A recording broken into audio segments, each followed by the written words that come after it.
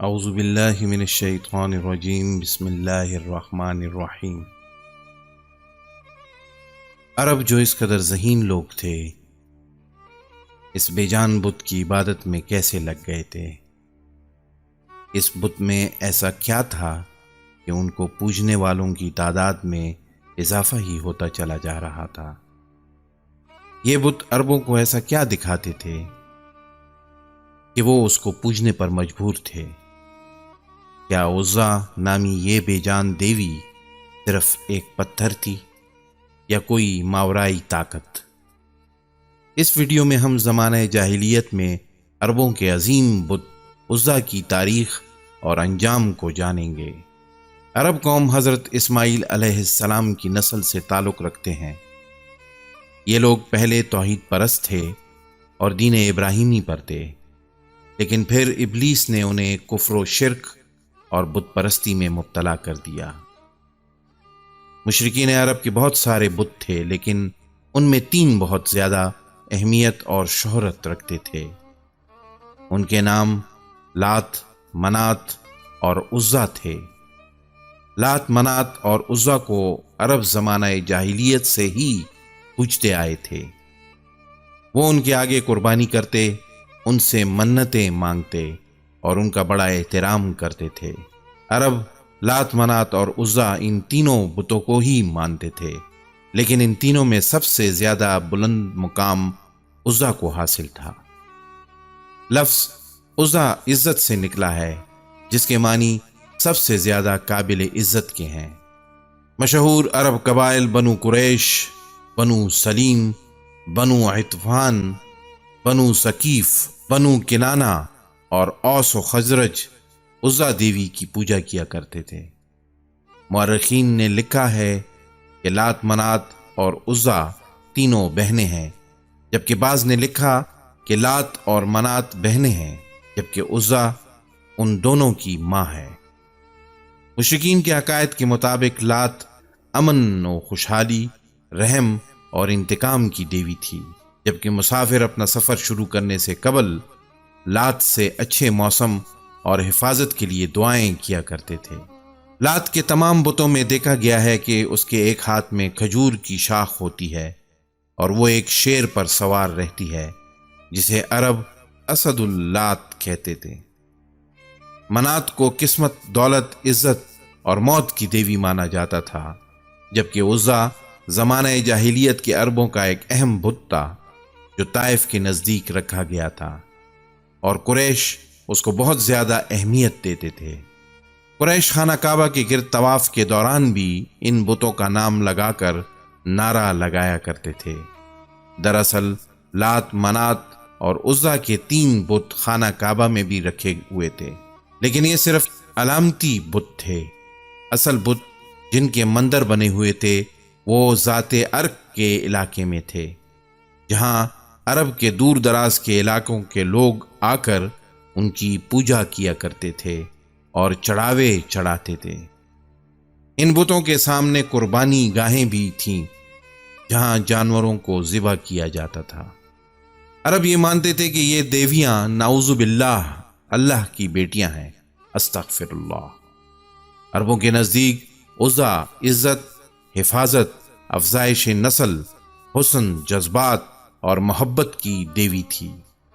دراصل ان بتوں کے ساتھ 3 شیطانی چڑیلیں منسلک تھیں۔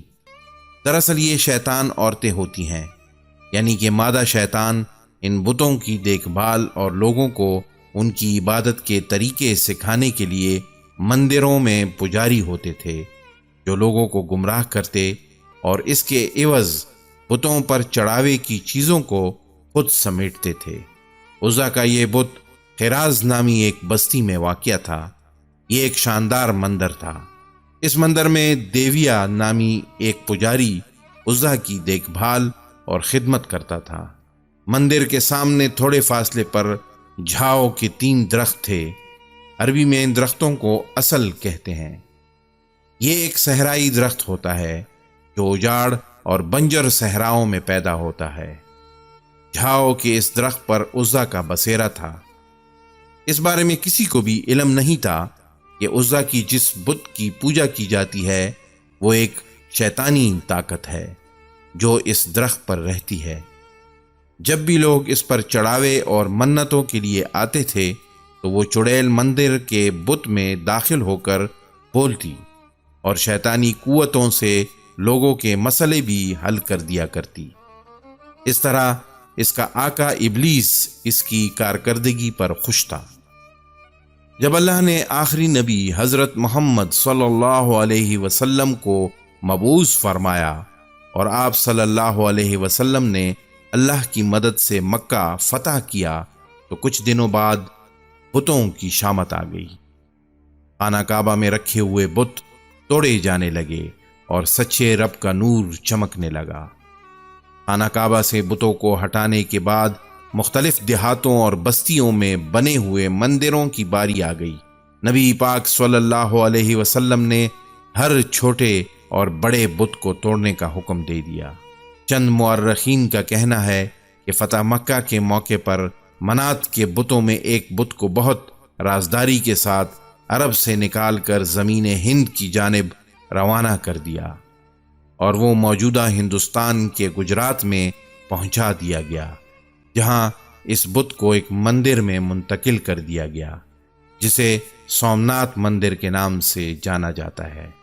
سلطان محمود غزنوی رحمۃ اللہ علیہ نے 450 سالوں کے بعد ہندوستان پر حملہ کر کے اس بت کو توڑ دیا تھا۔